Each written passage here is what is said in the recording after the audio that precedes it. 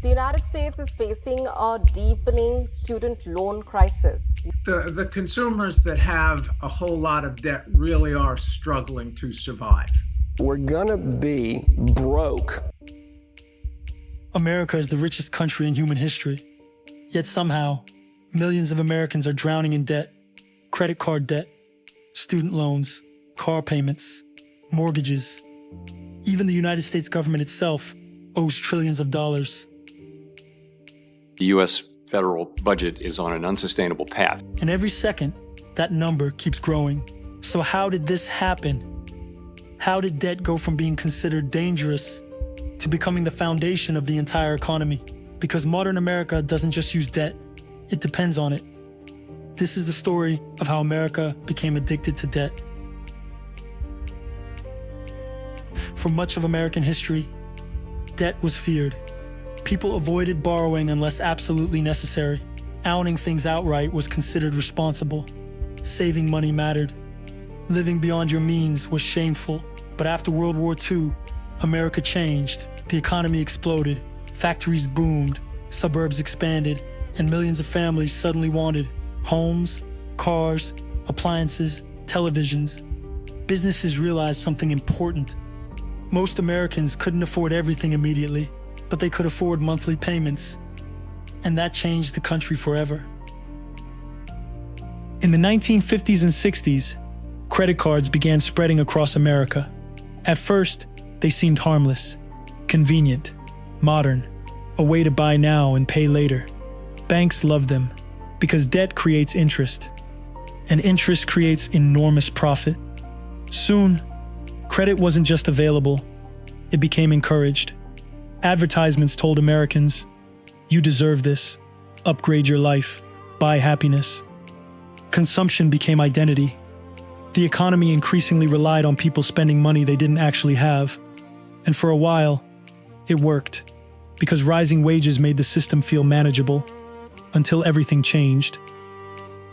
By the 1970s, America faced economic problems it hadn't seen in decades. Inflation surged. Manufacturing jobs disappeared, wages slowed down, but something strange happened. Even as Americans earned less relative to rising costs, consumer spending continued increasing.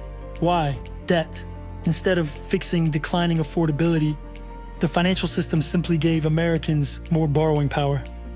Credit cards expanded rapidly. Banks lowered restrictions, loans became easier to obtain, and slowly, debt transformed from a financial tool into an economic survival system. People borrowed to buy homes, to pay medical bills, to attend college, sometimes even to buy groceries. America wasn't just borrowing for luxury anymore. It was borrowing to maintain normal life. Then came one of the biggest debt explosions in American history: student loans. For decades, college had been sold as the path to success. Get a degree, get a good job, build a better life. But tuition costs began rising far faster than wages. Universities expanded aggressively, and lenders happily financed the difference. Millions of young Americans entered adulthood already buried in debt.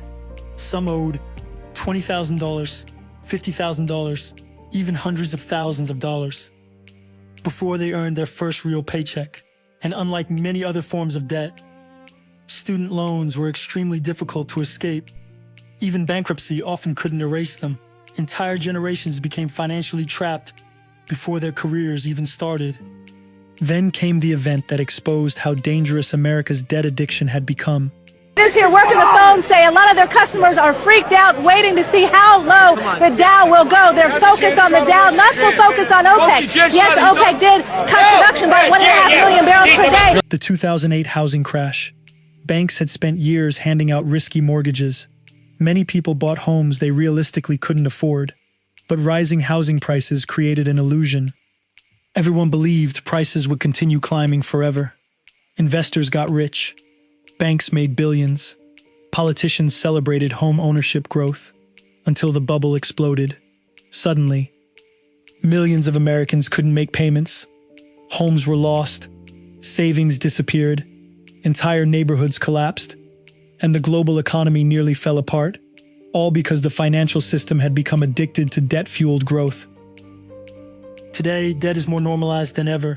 People finance phones, furniture, vacations, even food deliveries. Social media made the pressure even worse. People constantly compare lifestyles online. Luxury became performance, and many Americans quietly finance appearances they cannot actually afford. Meanwhile, housing costs exploded, healthcare costs exploded, education costs exploded, but wages didn't keep up, so debt filled the gap again and again and again. Modern capitalism increasingly depends on people continuing to borrow. Because if consumers stop spending, the entire system slows down, which creates a terrifying question. What happens when people can no longer afford the debt itself? And it's not only ordinary Americans. The US government itself owes trillions of dollars. More than any country in history, the debt keeps growing because modern governments rely heavily on borrowing to stimulate economies, fund wars, manage crises, and maintain growth. Supporters argue America can manage it because of the dollar's global power. Critics warn the system is becoming dangerously unstable. But one thing is certain: debt has become deeply embedded into the structure of American life. Removing it suddenly could cause massive economic shock, which means the system continues, even if everyone knows it may not be sustainable forever. America didn't become addicted to debt overnight. It happened slowly. One credit card, one loan, one monthly payment at a time, until borrowing became normal, expected, necessary, and today, millions of people work not just to build wealth, but simply to keep up with payments, because debt is no longer just part of the economy. In many ways, it has become the economy itself.